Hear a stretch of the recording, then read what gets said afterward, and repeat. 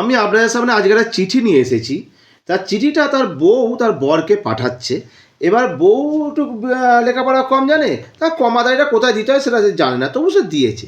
তা চিঠিটা কী অবস্থা হয়েছে তা আমি সেটা পড়ে শোনাচ্ছি।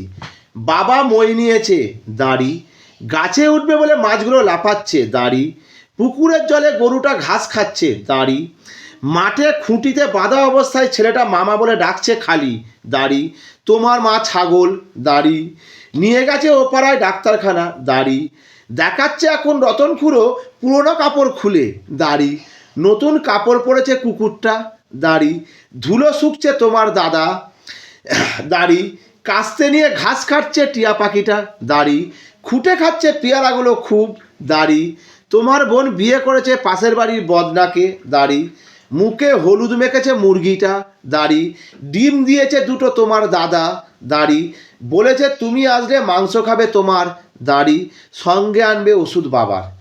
এবার বুঝুন চিঠিটার কী মর্ম এসেছে। এইরকম যদি চিঠি লেখে কোনো বউ তার বরকে পরের মাথা পাগল হবে কিনা। যাই হোক, শুভরাত্রি, সবাই ভালো থাকবে। একটু কমেডি করলাম, ভালো লাগে লাইক কমেন্ট শেয়ার করো, না হলে কোনো ব্যাপার নাই। টাটা।